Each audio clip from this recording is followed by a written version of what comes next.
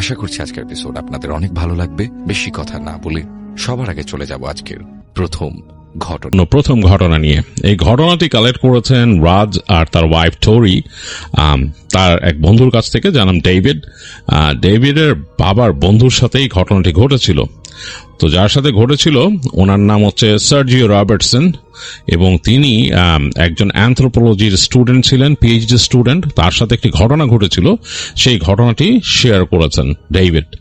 তো আমি চলে যাচ্ছি রাজ অ্যান্ড টোরির শেয়ার করা ঘটনায়। সার্জিও রবার্টসন একটা রেনাউন্ড ইউনিভার্সিটির পিএইচডি স্টুডেন্ট ছিলেন, অ্যানথ্রোপোলজির উপরে তিনি পিএইচডি করছিলেন।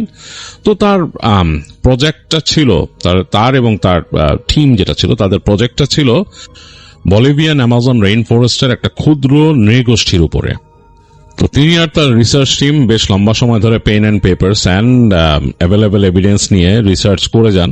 তো ফাইনালি তাদের চিন্তাভাবনা আসে ওখানে ভেঞ্চার করার, অ্যাকচুয়াল প্লেসে যে সেই সম্পর্কে ভেঞ্চার করার জন্য। তো এখানে তাদের ফান্ড পেতে একটু কষ্ট হয়, বিভিন্ন রকম অ্যাপ্লিকেশন অ্যান্ড সবকিছু করে একসময় তারা ফান্ড পান এবং তারা 3 জন সেখান থেকে ফ্লাই করেন। তো চলে যান বলিভিয়াতে, এবং সেখানে গিয়ে যেভাবে তারা যাদের সাথে তার কন্ট্যাক্ট করেছিলেন তারা তাদেরকে সেভাবেই সবকিছু ম্যানেজ করে দেন, এবং সেইভাবে তাদের কথা ছিল যে তারা অমুক জায়গায় যাবে, সেখানে তাদেরকে নিয়ে যাবে, তাদের ট্যুর গাইড থাকবে। তো সবকিছু ওইভাবেই তাদের ম্যানেজ হয়। তো প্রথম দিনটা তারা কাটান ওখানকার শহরে, যেখান থেকে তারা মুভ করবেন। তো তাদেরকে একজন গাইড দেওয়া হয় যার নাম ম্যানুয়াল। তার নাম ম্যানুয়াল, তাকে শর্ট করে ম্যানুয়াল ডাকা হয়। যাই হোক, সে তাদেরকে নিয়ে রওনা দেয়। সময়টা তখন 70-এর দশকের মাঝামাঝি। কমিউনিকেশন কেমন আপনারা বুঝতেই পাচ্ছেন, এত আধুনিক ছিল না। তো তখন ছোট ছোট লঞ্চের মতো ছিল, সেটা নিয়ে ওখানে যাওয়া লাগতো, তাদের যেই অ্যামাজনের যে অংশটায় তারা যাবে।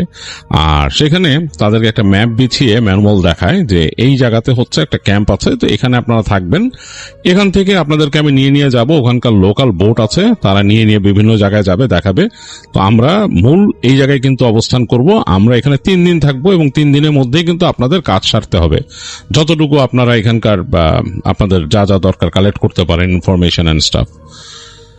তো রবার্টসন বলেন যে ঠিক আছে, উইল ডু দ্যাট। তো তারা যাচ্ছেন এবং ওখান থেকে রওনা দিয়ে বেশ ভালো লাগতে থাকে, কারণ ডিফারেন্ট এনভায়রনমেন্ট, পৃথিবীর সবচাইতে বড় ট্রপিক্যাল রেইন ফরেস্টের মধ্যে দিয়ে তারা যাচ্ছেন। তাদের খুব এক্সাইটেড লাগছে, যেটা নিয়ে তারা সবসময় রিসার্চ করেন, বাট ফিজিক্যালি এই প্রথম আসছেন 3 জনই। তো অসাধারণ লাগতেছে তাদের কাছে, তাকায় দেখতেছেন চারপাশ, বেশ এনজয় করতেছেন, আর বিশ্বাসই করতে পারতেছেন না যে অ্যামাজন রিভারের উপর দিয়ে তারা যাচ্ছেন। তো যাই হোক, চলতে চলতে এক সময় দুপুর গড়ায় বিকাল হয়ে গেল, তখনও তারা পৌঁছান নাই। তো রবার্টসন জিজ্ঞেস করলেন ম্যানুয়ালকে আর কতক্ষণ লাগতে পারে। তো ম্যানুয়াল বলল যে আরো ঘন্টা 1.5-এর মধ্যে আশা করি পৌঁছায় যাব আমরা। এই তো এদিক দিয়ে যেরকম সোজা, যেরকম নদীটা বাঁক নিয়ে গেছে এদিকে, এদিক দিয়ে গেলে এইভাবে করে আমরা পৌঁছায় যাব সেখানে। তো রবার্টসন জানালেন তার সঙ্গীদেরকে যে এরকম আর ঘন্টা 1.5-এর মধ্যে আমরা চলে যাব। হালকা খাওয়া দাওয়া করলেন, দেখছেন, এবং যত বেলা গড়ায় যাচ্ছে জায়গাটা অন্যরকম হয়ে যাচ্ছে, মানে এই অন্ধকার হয়ে উপর দিয়ে হালকা আলো পড়তেছে, আর 2 পাশটা অন্ধকার হয়ে যাচ্ছে, মনে হচ্ছে যে 2টা পাশ দেখা যায় না, এবং বেশ রহস্যময় লাগতেছে গাছপালাগুলো, এবং নদীটাও কেমন জানি একটা ডিফারেন্ট লুক নিয়ে ফেলছে, পানির যে কালার সেটাও কালচে হয়ে গেছে কেমন জানি।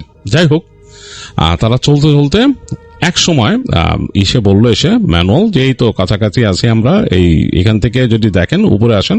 তো নিয়ে গেল তাদেরকে একেবারে সামনের গুড়ির কাছে, ওখান থেকে দাঁড়ায় দেখালো যে ওই যে দেখেন ছোট্ট দেখা যাচ্ছে।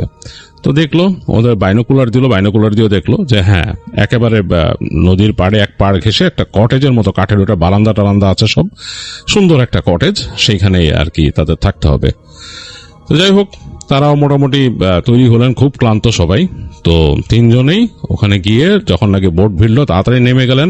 নেমে গিয়ে ম্যানুয়াল তাদের রুম দেখালো, মোটামুটি ভালোই ফ্যাসিলিটি, একেবারে এরকম একটা বনো এলাকায় এরকম একটা ফ্যাসিলিটি এটা আশা করা যায় না, কিন্তু বেশ ভালো। তো রবার্টসনও সেখানে উঠলেন, যার যার মতো রুম পেলেন, এবং গিয়েই প্রথমে তারা ফ্রেশ হলেন, ফ্রেশ হয়ে অনেকক্ষণ পর আসলেন, এসে 3 জনেই মিট করলেন। তখন রাত হয়ে গেছে, এবং একেবারে রাতের যে ঝিঝি পোকার ডাক এবং বনের আরো নিশাচর প্রাণীর ডাক আসতেছে। মানে বেশ ভালো মতন পাওয়া যাচ্ছে।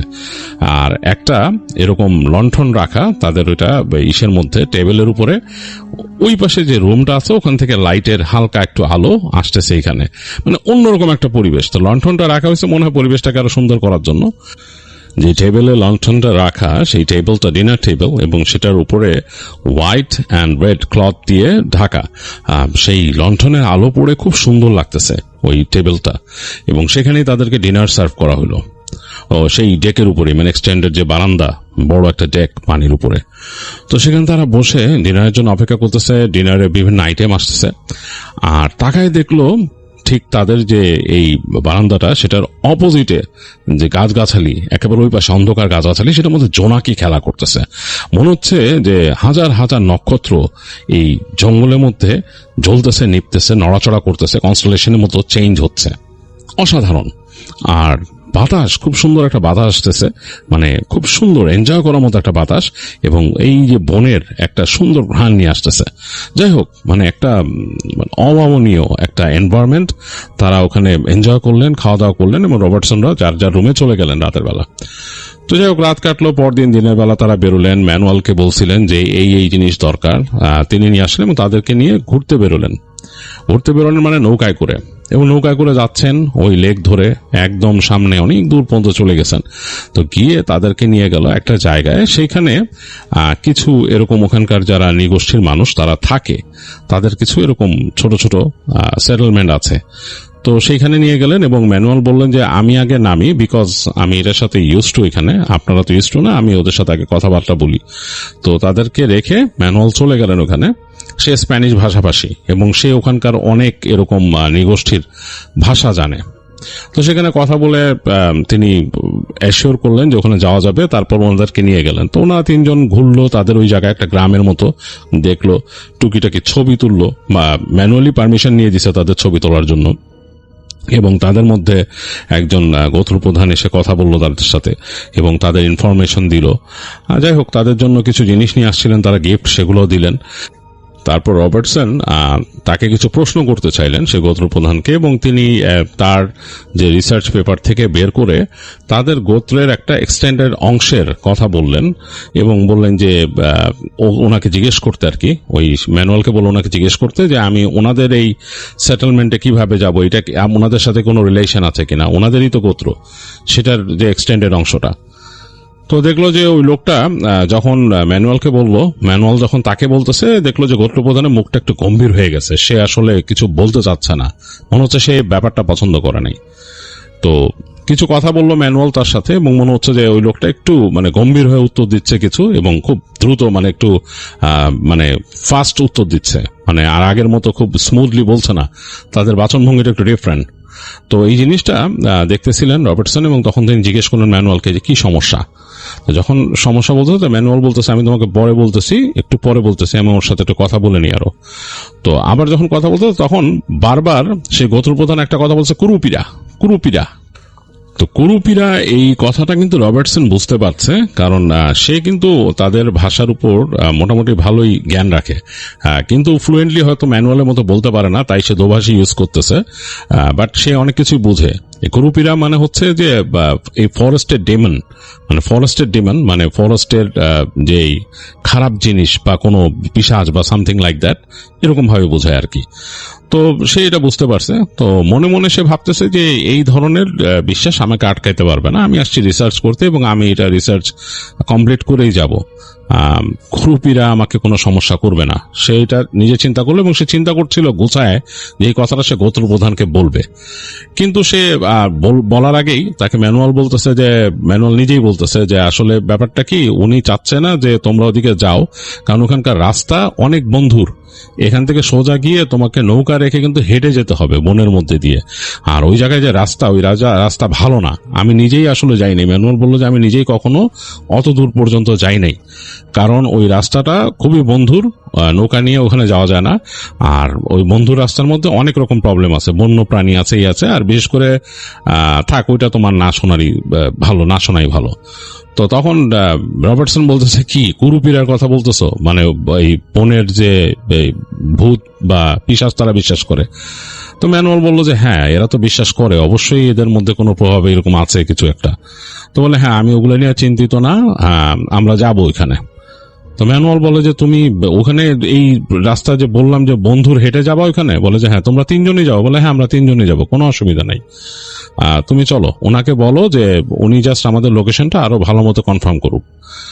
তো ম্যানুয়াল তার সাথে কথা বললো, তো দেখা গেল যে ওই যে গোত্রপ্রধান যে সে খুব একটা খুশি না, কিন্তু সে মানে তারপরও বিদায় দিল তাদেরকে এবং জাস্ট সুন্দর করে তাদের নট করলো, করে বললো যে ওকে। তো তারা 3জনই আর ম্যানুয়াল 4জন মিলে তারা নৌকায় উঠলো। নৌকার যে মাঝি ছিল সে ওখানে ছিল, সে একটা ছোট ইঞ্জিন দিয়ে কিন্তু বোটটা চলে, তো সে এটা চালায় দিল। তো ম্যানুয়াল যে তাকে ইনস্ট্রাকশন দিচ্ছে কিভাবে কি যেতে হবে। তো বোট নিয়ে সামনে যাচ্ছে, তারা দেখতেছে পুরা দুই পাশের অংশ এবং সেই নদীর ওই অংশ দিয়ে, মেইন অংশটা দিয়ে তারা যাচ্ছে। এরপর তারা একটা খাল, বাদিকে একটা খাল ছিল, খালে ঢুকে গেল নৌকাটা। তো খালে ঢোকার পর দেখলো যে আসলেই বন খুব ডেন্সড, এখানে বেশ ডেন্সড। তো ম্যানুয়াল বলতেছে এই কাছে এসে রবার্টসনকে যে রবার্টসন, ওই জায়গায় যে যাবা, আমি কিন্তু ওই জায়গায় যাই নাই, পথ যদি হারাই তাহলে কিন্তু বিশাল সমস্যা হবে। আমি কিন্তু কোনো ব্লেম নিব না, তোমাদের এখানে যদি কোনো ক্ষতি হয় কারো, এইসব ব্লেমের মধ্যে কিন্তু আমি নাই, আমাদের যে ট্যুর কোম্পানি বা যারা তোমার সাথে কন্ট্রাক্ট করছে তারাও থাকবে না, তুমি আমাকে একটা কাগজে এখানে সাইন করে দিবা। তো সে তাই বলে তার পিঠের যে ব্যাগ আছে সেখান থেকে একটা কাগজ বের করে দিল। তো রবার্টসন কোনো কথা না বলে জাস্ট পড়লো, এক নজর পড়ে সাইন করে দিয়ে দিল, বলে ইটস ওকে, যাও। তো যাই হোক, এই যেই লেকের মধ্যে এখন তারা যাচ্ছে, দুই পাশে গাছগাছালি আরো ডেন্সড, আর লেকটা একে বেঁকে সামনে মানে এগোয়ে গেছে এবং পানি দেখে মনে হচ্ছে একদম কালচে পানি, মানে সামনে যে গেছে ওটা বেশ একে বেঁকে গেছে কেমন জানি। আর যেখান থেকে একে বেঁকে গেছে ওই পাশ থেকে গাছগাছালি বের হয়ে আছে, অনেক গাছের সাথে দেখা যাচ্ছে যে ঝুড়ি ঝুলে আছে, বেশ অন্যরকম, বেশ ডিফারেন্ট টাইপ একটা এনভায়রনমেন্ট। ওইখানে বেশ ভীতিকর মনে হয় দেখলে, দুই পাশে পুরা মনে হয় যে ভিতরে গাছগাছালিগুলো বেশ ডেন্সড হয়ে আছে, এরকম একটা অবস্থা। তো ম্যানুয়াল তাদেরকে বলল যে এইখান থেকে কিন্তু খুবই সাবধানে আমাদের চলতে হবে, কারণ এইখানে অনেক বন্য প্রাণী আছে যেগুলো ডেঞ্জারাস, বিশেষ করে জ্যাগুয়ার, খুব সাবধানে থাকতে হবে। এই অঞ্চলে কিন্তু জ্যাগুয়ার আছে, যখন আমরা যেখানে যাচ্ছি এখানে জ্যাগুয়ার আছে, তো খুব সাবধান। তখন চলতে চলতে একটা জায়গায় এসে দেখলো যে ওই ম্যানুয়াল তার ব্যাগের ভেতর থেকে ওই গোত্রপ্রধানের সাথে কথা বলার সময় সে কিছু দাগ দিয়ে নিছিল, স্কেচ করে নিছিল, ওরকম একটা জায়গায় এসে সে মানে হিসাব করলো, করে বললো যে ওকে। তার যে বোটম্যান তাকে ইনস্ট্রাকশন দিল যে অমুক জায়গায় যে এই জায়গায় থামাও। তো বোটম্যান লোকটাও কিন্তু একটা নৃগোষ্ঠীর মানুষ, আসলে সেও কিন্তু মানে একদম পিওরই না, ওদের এখানে কাজ করে, সে সবই ভাষা জানে, খুব পাকা লোক আর কি। তো যাই হোক, সে এসে একটা জায়গায়, যেই জায়গাতে ছলাৎ ছলাৎ করে লেকের পানি বাড়ি খাচ্ছে, একটু কাদা, ওই জায়গায় এসে খ্যাচ করে তার বোটটাকে আস্তে করে সে ভিড়াই দিল, ইঞ্জিন অফ করে দিছিল আগে। তো বুট ভিড়ানোর পরে ম্যানুয়াল তাকে ইনস্ট্রাকশন দিল, কিছু ইনস্ট্রাকশন দিয়ে বুঝাইলো জিনিসপত্র। তো সে মাথা নাড়লো, বললো যে হ্যাঁ হ্যাঁ। তো ইনস্ট্রাকশন গুলো রবার্টসন বুঝতে পারছিল যে ও কি বলতেছে যে নিজের মতো সাবধানে থেকো, নিজের বুঝটা বুঝো, কারণ আমরা কেউ থাকবো না, and you know what to do, তুমি নিজেই জানো কি করতে হবে, কখন কি। আমাকে তুমি তোমার ফ্লেয়ার গানটা দাও। তো একটা ফ্লেয়ার গান নিছে এবং বলে তোমার কাছে তো ফ্লেয়ার গান আছে, কোনো সমস্যা হলে এখান থেকে ফ্লেয়ার মারবা। যাই হোক, এগুলো বুঝায় তারা রওনা দিল এবং দেখলো যে আসলে একটা এক্সট্রা ব্যাগ নিয়ে নিল ম্যানুয়াল, তার মধ্যে পানির বোতল আছে ইত্যাদি ইত্যাদি। তো সে হাঁটা ধরলো, তার কাছে ফ্লেয়ার গান আছে, তার কাছে আর একটা বন্দুক আছে। তো রবার্টসন জিজ্ঞেস করলো বন্দুক কেন, বলে এখানে বন্য প্রাণী আছে, অনেক সমস্যা আছে, চলো হারায়ও না, আমাদের একজন একজনকে হারাইলে চলবে না। তো বলে তারা নেমে গেল। তো যেখানে নামছে সেখানেই রবার্টসনদের বুট কিন্তু কাদাতে ডেবে গেছে অর্ধেক। যাই হোক, তারপর তারা হেঁটে উঠলো, উঠে ম্যানুয়াল এদিক ওদিক তাকায় পথ বের করলো। দিনের বেলা কিন্তু ব্রড ডে লাইট, এই সময় এইখানে কিন্তু আলো কম, একদম মনে হচ্ছে অন্ধকার, মানে গাছের ছায়া এমন হয়ে আছে জায়গাটা অন্ধকার, গাছের পাতার ফাঁক ফোকর দিয়ে আলো যতটুকু নামতো সেই জায়গায়। তো হাঁটা ধরলো ম্যানুয়াল এবং তারা 3জন ফলো করতেছে, রবার্টসনও যাচ্ছে সাথে। তো হাঁটতে হাঁটতে অনেক দূর চলে আসলো, তাদের আসলে হিসাব নাই কত হাঁটছে। তো এরকম একটা জায়গায় এসে বাঁক নিয়ে দেখলো একটা ছোট নালার মতো গেছে, বেশি বড় নালা না, ওখান থেকে হালকা ঝিরিঝিরি পানি যাচ্ছে, মানে কোনো একটা হয়তো উপর থেকে পানি নামছে, সেই পানির একটা ধারা এখান থেকে যাচ্ছে, সর করে যাচ্ছে, বেশি বড় না, 1-1.5 ফিটের মতো। তো ওইটা লাফায় পার হলো সবাই, আবার যাচ্ছে, পিপাসা লাগলো, এর মধ্যে তারা ওই বোতল থেকে পানি খেলো। তো হাঁটতে হাঁটতে রবার্টসনের সঙ্গী যে 2জন ছিল, একজন বেশ টায়ার্ড ফিল করলো, সে বললো যে আমি আর পারতেছি না, আমাকে বসতে হবে, আমার পা ফুলে গেছে। তো রবার্টসন বুঝলো যে ওকে, আই ক্যান আন্ডারস্ট্যান্ড, সবাই তো আর একরকমই নিতে পারে না।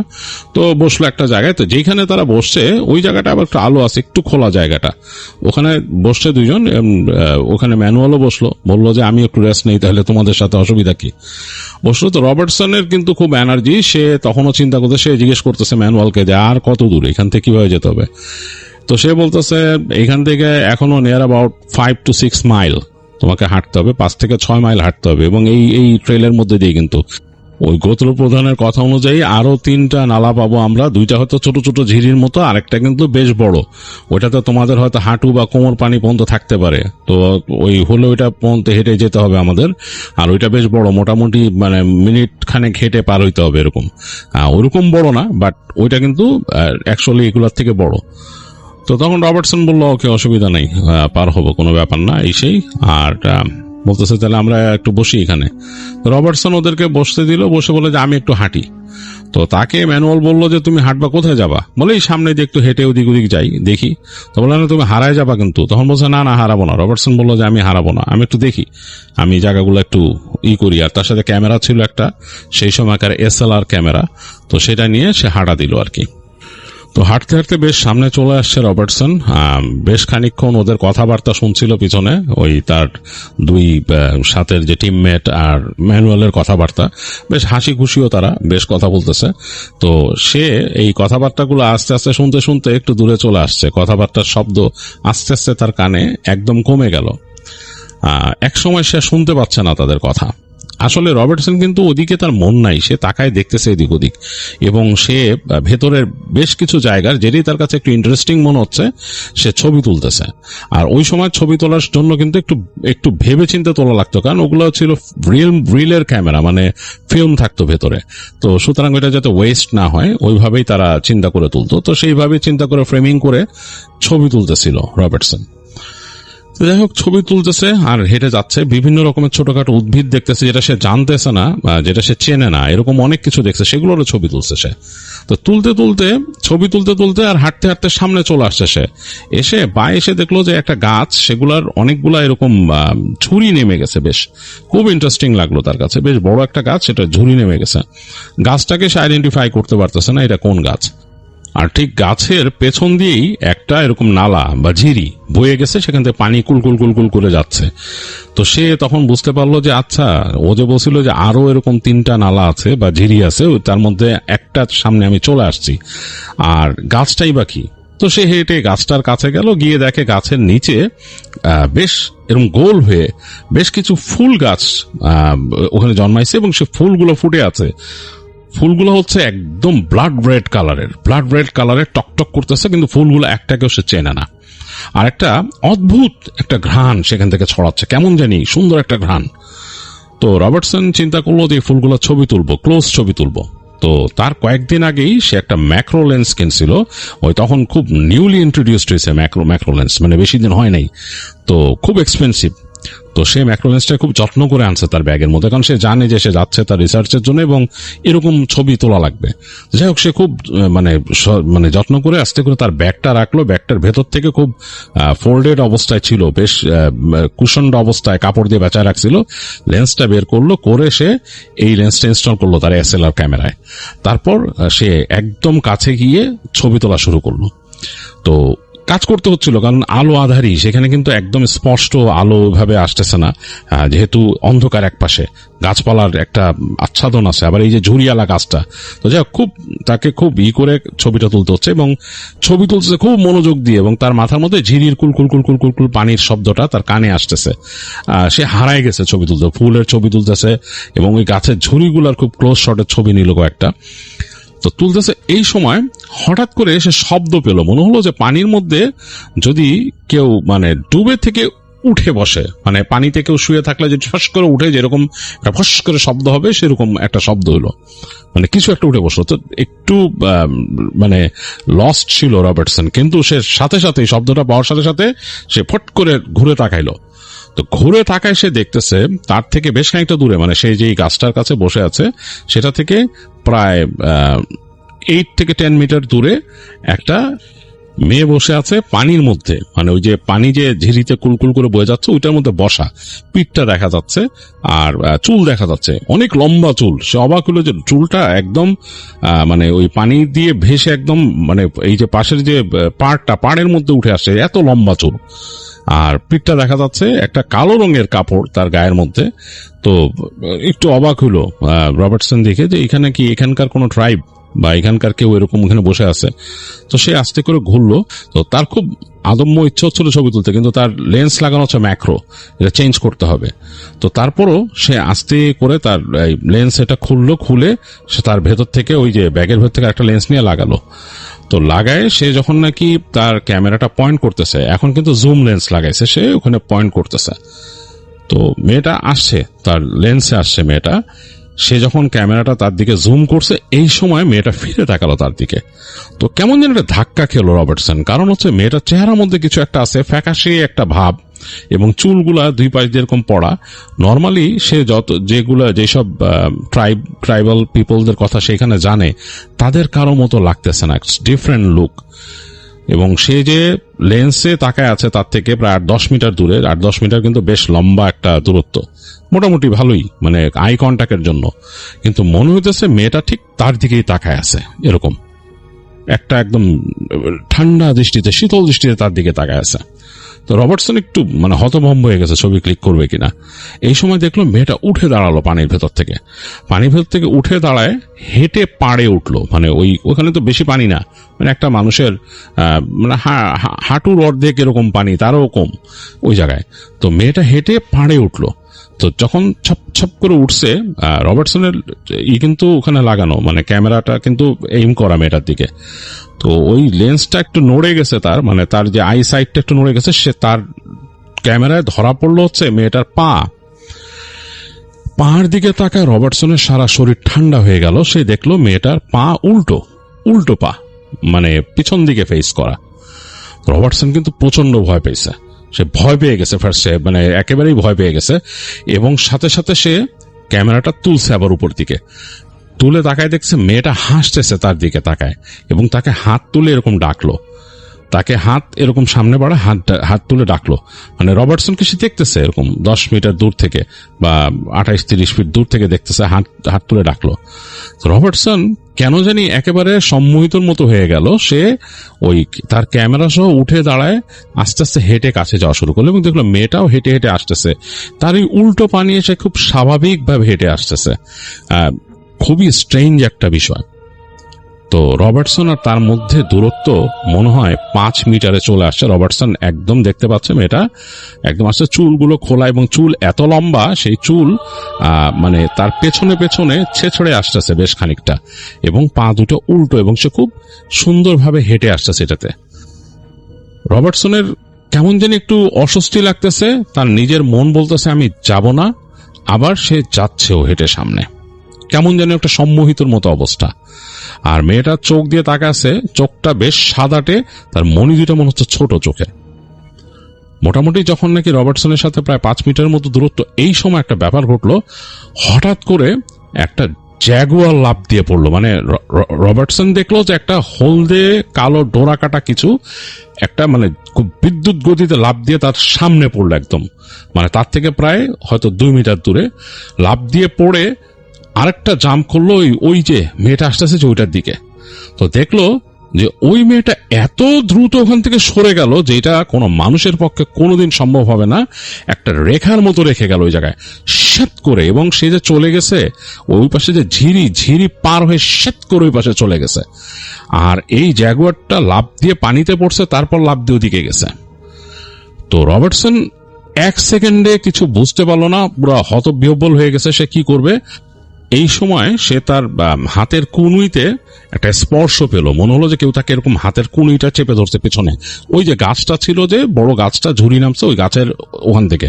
তো রবার্টসন চমকায় উঠছে, তার ক্যামেরা হাত থেকে ছুটে গেছে, কারণ তার ক্যামেরা গলায় যদি স্ট্রিপ দেওয়া না থাকতো তাহলে পড়ে যেত। তো সে দেখলো, ফিরে তাকায় যে কেউ একজন তাকে টেনে নিল পিছনে। সে ভালো মতো তাকায়, দেখতেছে আলো আধারির মধ্যে ওই যে গাছটা ঝুরি নামছে, যে ওইটার পাশে যে লাল ফুলের যে কতগুলো গাছ, ওর পেছনে একটা মেয়ে দাঁড়ানো, এই মেয়েটা ওই মেয়েটা না, কিন্তু এটা ডিফারেন্ট মেয়ে। তো সে একটা অদ্ভুত ড্রেস পরা, দেখে মনে হচ্ছে কোনো ট্রাইবাল ড্রেস, আর এই ড্রেসটার তার মাথার মধ্যে একটা মুকুটের মতো আছে এরকম। তো সে তাকে কিছু একটা বলল ট্রাইবাল ভাষায়, যেটা আসলে বুঝতে পারে নাই, রবার্টসন বুঝতেই পারে নাই কোন ভাষা বা কি। সে তাকে বলে মনে হচ্ছে যে খুব গম্ভীরভাবে বলে তাকে হাত দিয়ে দেখাচ্ছে যে দিক থেকে আসছে ওদিকে চলে যেতে। এটা বুঝতে পারলো রবার্টসন যে তাকে হাত দিয়ে ওদিকে দেখাচ্ছে চলে যেতে, এবং আরো কিছু বলল। তো রবার্টসন শুধু তাকে জিজ্ঞেস করলো যে who are you, what's your name. তো মেয়েটা তাকে বলল লুলু। এই যে লুলু কথাটা শুনছে, সে বুঝতে পারলো যে মেয়েটা তার, সে যে জিজ্ঞেস করছে কোয়েশ্চেন, এটা উত্তর সে বুঝছে। তো যেহেতু সে উত্তর দিছে সাথে সাথে লুলু, তখন সে বলতেছে who are you, where you came from, where do you live, এরকম জিজ্ঞেস করতেছে রবার্টসন।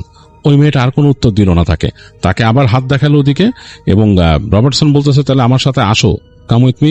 সেই মেয়েটা তার দিকে আসলো না, তাকে আবার হাত দেখাইতেছে ওদিকে যাওয়ার জন্য। তারপরে মেয়েটা চোখ বড় বড় করে বেশ গম্ভীর ভাবে ওই ঝিরির অপর পার হাত দিয়ে দেখায়, বলতেছে কুরুপিরা, কুরুপিরা।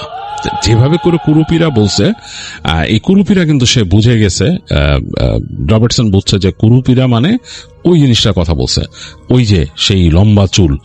তো সে চিন্তা করে সে বললো ওকে ওকে, রবার্টসন বললো ওকে, কারণ তার মাথার মধ্যে এখন ওইটার কোনো ব্যাখ্যা নাই ওই জিনিসটা কি ছিল, পা উল্টা এবং চুল এরকম বড়, এবং ফাঁস করে যে গেছে এত দ্রুত কিভাবে, এটা কোনো মানুষের পক্ষে যাওয়া সম্ভব না।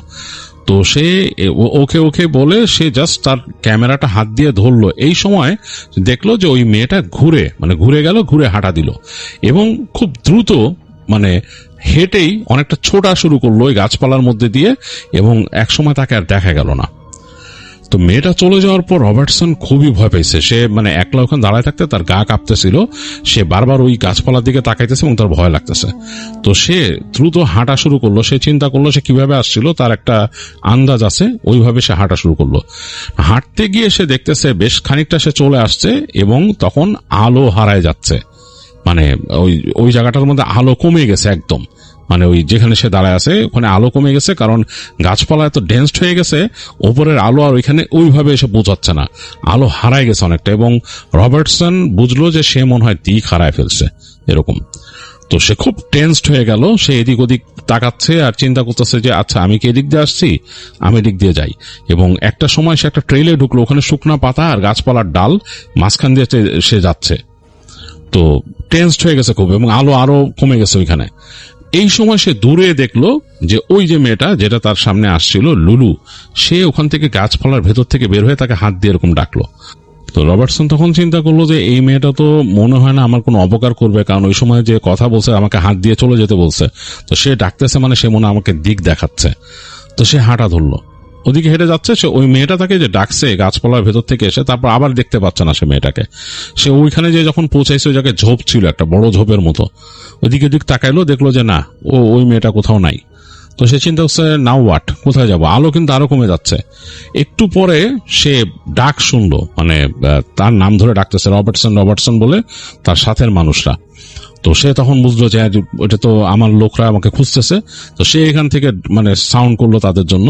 একটু পরে দেখলো যে ওই যে ম্যানুয়াল আর ওই দুইজন এসে পড়ছে, এসে বলতেছে কি ব্যাপার, তুমি হারাই গেছিলে, কি ব্যাপার, কোথায় গেছো তুমি, তোমার খুঁজতেছে এতক্ষণ ধরে। তো সে বলছে আরে না, আমি এরকম ছবি তুলতে এখানে গেছিলাম, এখানে একটা অদ্ভুত ঘটনা ঘটছে। তো ম্যানুয়াল বললো অদ্ভুত ঘটনা তো ঘটবেই, তোমার তো মানা করছে এখানে ঘোরাঘুরি করতে, তাড়াতাড়ি চলো এখান থেকে বের হয়ে যেতে হবে, আমাদের আর ফিরে যাওয়ার মতো আজকে সময় নাই। ওই মাঝিও নিশ্চয়ই চলে যাবো ওইখান থেকে, মাঝি ওইখানে থাকবে না, এরকম সময় কাটায় ফেলছো ওখানে বসে গেছো, তুমি এখানে আসছো, সময় এখানে কি এত সময় থাকে নাকি বনের মধ্যে, আমরা তাড়াতাড়ি তোমার চলে যাবো এখান থেকে, এখন ফিরে যাওয়ার মতো সময় নেই আমাদের, আমরা এখান থেকে বরং আমাদের ওই জায়গায় যাওয়া কাছে, ওই যে ট্রাইবালদের জায়গায়, ওখানে রাত কাটাইতে হবে। তো যাই হোক, রওনা দিল, হাঁটা দিল, ওই ম্যানুয়াল নিয়ে যাচ্ছে। ম্যানুয়াল জিজ্ঞেস করতেছে কি ঘটছে, রবার্টসন বলতেছে কুরুপিরা। এইটা বলার পর মনে হলো ম্যানুয়াল ওই তার কথা শুনেই মনে কেঁপে উঠলো এখান থেকে। বললো যে কি বলো তুমি, বলে যে হ্যাঁ আমি অদ্ভুত একটা জিনিস দেখছি, আমি এটা বললে তোমাদের এখানে কুরুপিরাই হবে। তো সে তাড়াতাড়ি বললো তাড়াতাড়ি চলো বলে ওই প্রথম ঝিরিটা পাইছে, এবং ঝিরিটা পার হয়েছে। এরকম করে তারা হেঁটে আরো দুইটা ঝিরি পাইছে, এবং থার্ড ঝিরিটা আরো বড় ছিল, সেখানে তাদের কোমর ডুবে গেছিল পানিতে, এত পানি, ওখানে পানি বাড়ছে আর কি। তো যাই হোক, ব্যাগ ট্যাগ উঁচু করে ওই জায়গাটা পার হয়ে হাঁটতে হাঁটতে একদম অন্ধকার হয়ে গেছে তখন প্রায়, এরকম সময় তাদের ফ্ল্যাশ লাইট বের করতে হয়েছে, বেশ ভয়ের একটা এনভায়রনমেন্ট। ওই সময় তারা একটা জায়গায় পৌঁছাইলো, ওই জায়গাটা একটু উঁচু এরকম, ওই জায়গায় উঠে যেয়ে দেখলো যে হ্যাঁ ওইখানে কতগুলো এরকম ছোট ছোট ঘরের মতো আছে, কুড়ে ঘরের মতো, মানে ওইটাই ওখানকারই। তো ওইখানে তারা পৌঁছানোর সাথে সাথে ওখানকার লোকজন কিছু চলে আসছে ওখানে তাদেরকে করার জন্য, যে কারা এখানে। তো ম্যানুয়াল তখন তাদের সাথে কথা বলতে বলতে বেরোলো, এবং ওই যে তাদের যে অন্য আরেকজন গ্রাম প্রধান আছে তার সাথে যে কথা বলছে ওনার পরিচয় দিল, দিয়ে সে ওখানে ঢুকছে। ঢোকার পর তারা কথা বলতেছে অনেকক্ষণ ম্যানুয়ালের সাথে। তো ম্যানুয়াল বলল যে এরকম এরকম।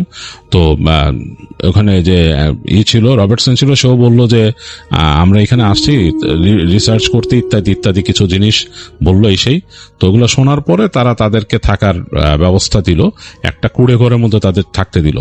রাত হয়ে গেছে এবং অন্যরকম একটা পরিবেশ ওইখানে, একদম বনের ভেতরে, ডিফারেন্ট টাইপ অফ এনভায়রনমেন্ট। হ্যাঁ, মানে পুরা নিকষ কাল অন্ধকার, এবং তাদের জ্বালানো যে পিদিম সেটা দিছে শুধু থাকতে, এবং তাদের যে খাবার দাবার সেগুলো দিছে খেতে। তো রবার্টসনরা খেলো। তো তখন ম্যানুয়াল দেখতেছে রবার্টসনরা যখন খাওয়া দাওয়া করতেছে, ম্যানুয়াল বাইরে যায় খাচ্ছে তাদের সাথে। তো একটু পরে ওদের মধ্যে একজন আসলো, এসে বলল যে তোমাদের মধ্যে কুরুপিরা কে দেখছে। এটা টুকিটাকি বুঝতেছে আর কি রবার্টসন ওদের কথা। রবার্টসন এরকম হাত উঁচা করলো যে সে দেখছে। তো সে মানে মনে হলো যে ভয় পাইছে রবার্টসনের কথা শুনে। তো তারপর তাকে বললো যে এগুলা বলবা নাকি। ম্যানুয়াল বললো যে তুমি কি শেয়ার করবা তাদের সাথে কিভাবে কি হয়েছে। তো সে তখন বেরোলো, বেরোয় যে রবার্টসন বসলো, বসে একটা জায়গায় গোল হয়ে বসছে, তার আগুন জ্বালায় ওইখানে। তো তার দুই যে মেম্বার আর কি, তার সাথে যে দুইজন কলিগ, তারা কিন্তু শুয়ে পড়ছে, তারা আর আসবে না। তো রবার্টসন যে বসছে ওইখানে, ম্যানুয়াল বসছে, আর ওদের গ্রামের কয়েকজন মানুষ এবং এই গ্রামের একজন প্রধান। তো বসে রবার্টসনকে বলতেছে, রবার্টসন বলতেছে ম্যানুয়ালকে, ম্যানুয়াল ট্রান্সলেট করে দিচ্ছে তাদেরকে। রবার্টসন আবার এদের কথা কিছু বুঝতেছেও। তো সে যখন পুরো ঘটনাটা বললো এরকম এরকম সে দেখছে এই সেই। তো যখন নাকি লুলুর প্রসঙ্গ আসছে তখন তারা পুরো অবাক, ওই যে গ্রামের লোকরা বলে যে কি বলতেছো তুমি, মানে এটা কি সম্ভব। ম্যানুয়াল বলে যে মানে কেন, সমস্যা কি। ম্যানুয়ালদের সাথে কথা বলতে তখন বলতেছে যে লুলু ছিল আমাদের এখানকার এই গোত্রের রাজকন্যা, আজ থেকে অনেক আগে আমার নানিরা দেখছে তাকে, সে কিভাবে এখানে আসে। তো বলে মানে বেশ তারা ভয় পাইতেছে, হ্যাঁ লুলু এখানে কিভাবে আসছে। তো এর মধ্যে দেখলো যে একজন বৃদ্ধ আসলো তাদের এখান থেকে। সে বলতেছে যে লুলুর অনেক ব্যাপার আছে, সেটা তোমরা জানো না, সিক্রেট। লুলু ওখানে থাকে এবং এই যে বনের যে পিশাচ মহিলা আছে তাদের থেকে অনেককে রক্ষা করে। সে ওই জায়গাটা অনেক খারাপ, লুলু এখানে পাহারা দেয়। তোমরা হয়তো জানো না, আমাদের সময় আমরা যারা বৃদ্ধ আমরা অনেকে লুলুকে দেখছিও। তো রবার্টসন খুবই অবাক হয়, সে চিন্তা করে আমি জলজান্ত দুইটা মানে আশ্চর্য ঘটনা দেখলাম, সুপার ন্যাচারাল ঘটনা যাকে বলে। এরা বলতেছে এই লুলু অনেক বছর আগের একটা মানুষ, অথচ আমি জলজান্ত দেখলাম একটা ইয়াং মেয়ে, বয়স হায়েস্ট 25-26 হবে এরকম। আর ওই যে ওরা যেটা বলতেছে কুরুপিরা, যেটা মানে এইখানকার পিশাচ যেটা যেটা কথা বলতেছে, এইটারও তো আমি নিজের চোখে দেখলাম। কিন্তু খুবই স্ট্রেঞ্জ, এইভাবে উল্টা পাকিভাবে থাকে। সে অনেক কিছু, রবার্টসন কিন্তু পৃথিবীর বিভিন্ন জায়গার এরকম জিনিস সম্বন্ধে সে স্টাডি করছে, বিভিন্ন জনপদ সম্বন্ধে অনেক কিছু সে জানে। যে ভারতে এই জিনিসটা খুব প্রচলিত আছে, ভারতবর্ষে, যে ওইখানে মানুষজন এই জিনিসটা বলে চুড়েল নামে এক ধরনের ডাইনি বা পিশাচ আছে যার এরকম পা উল্টা থাকে। কিন্তু সেখানে সে কুরুপিরা আরেকটা পিশাচ শ্রেণীর, সে এখানে কথা শুনলো এবং সে দেখলো কুরুপিরা, সে জানতো যে বনের পিশাচ, বাট এইরকম একটা বর্ণনা সে শুনছে এবং সে নিজের চোখে এরকম দেখছে একটা জিনিস, এটা অবাক লাগছে তার কাছে। যাই হোক, সেই যে বৃদ্ধ লোকটা সে তাকে বলল যে তুমি খুব ভাগ্যবান, হাত দিয়ে এরকম তাকে দেখায় বলতেছে, এবং একটু ডিফারেন্ট ভাবে কথা বলে তারা, এবং চারিপাশে তাদের ওই যে মশাল জ্বালানো এবং সামনে একটা জ্বালানো, একটা ছোট অগ্নিকুণ্ড জ্বালানো, এটার আলোতে আরো অদ্ভুত লাগতেছে। তো লোকটা বলছে তুমি খুব ভাগ্যবান যে তোমাকে কুরুপিরা দেখছে কিন্তু তোমাকে কিছু করতে পারে নাই, কারণ লুলু আসছিল ওইখানে। তো শুনে ও বলতে, রবার্টসন বলছে ইয়েস আই গেস আমি ভাগ্যবান। তো বলেন, তখন ও আবার বলতেছে, ম্যানুয়াল বলতেছে সে বৃদ্ধকে, বৃদ্ধ হাসতেছে। বৃদ্ধর হাসিটা বেশ ভয়ঙ্কর লাগছে তার কাছে, মনে হচ্ছে একটু ডিফারেন্ট ভাবে হাসলো বৃদ্ধ। এবং বৃদ্ধের যে গলার মধ্যে সে একটা মালা পড়ছে, সেটা মনে হচ্ছে জাগুয়ারের নখ দিয়ে বানানো। যাই হোক, সবকিছু অদ্ভুত লাগতেছিল রবার্টসনের কাছে। সে আরো কিছু তাদের ইনফরমেশন, তাদের ইতিহাস, এগুলো জানার চেষ্টা করে, কারণ এইটাই তো আসলে তার গবেষণার বিষয়। তো ওই বৃদ্ধ তাকে মোটামুটি কিছু ইনফরমেশন দেয়। সেই ইনফরমেশন অনুযায়ী যে আজ থেকে অনেক বছর আগে প্রিসাইসলি তারা সময় গণনা করে বলতে পারে না, বলে যে এই লুলু তাদের একটা এখানকার রাজকন্যা ছিল এবং সে এই খুব কর্মঠ ছিল এবং সে খুব মানে অ্যাক্টিভ একটা মেয়ে ছিল যে নাকি তার রাজ্যকে খুব মানে দেখে রাখতো এবং সে খুব বুদ্ধিমতী ছিল এবং সে মানুষকে হেল্প করতো, বিভিন্ন রকমের হেল্প করতো এবং শিকার করতো এবং খুব সে পারফেক্ট একজন শিকারী ছিল। যাই হোক, এগুলা সে শুনে সে এগুলা নিজের মতো নোট করে নেয়। আর তাদের মধ্যে একজন একটা মানে ওই বৃদ্ধেরই একজন সহকারী, সে একটা গাছের একটা এরকম বাকলের মতো নিয়ে আসে তার কাছে। ওইখানে তাদের কিছু ছবি আঁকা, মানে এরকম মানে ঘষে ঘষে আঁকছে, কেটে কেটে আঁকছে কিছু ছবি দেখে। তো সে বলে যে আমি যদি দিনের বেলা এটা একটা ছবি তুলে নেই, মানে আমি যদি এটা একটা পিকচার নেই, এটা কি তোমাদের কাছে ঠিক আছে? তো ওরা বুঝে না যে পিকচার কিভাবে নিবে। তো সে বলে আচ্ছা আমি এটা কালকেই দেখবো। তো রাতের বেলা বিদায় নিয়ে ঘুমাইতে যায় রবার্টসন। তো রবার্টসন ঘুমাইছে, তার দুই সঙ্গী একদম মানে ক্লান্ত, তারা নাক ডেকে ঘুমাইতেছে। তো ওই কুড়ে ঘরের দরজাটা জাস্ট ভিজায় দেওয়ার মতো, তো ভিজাই দিয়ে রবার্টসন এসে শুইছে ওখানে, এবং অন্ধকার, কোনো বাতি নাই, কিচ্ছু নাই। সারাদিনের ক্লান্তিতে রবার্টসনের কিন্তু কঠিন ঘুম আসার কথা, কিন্তু তার ঘুম আসতেছে না।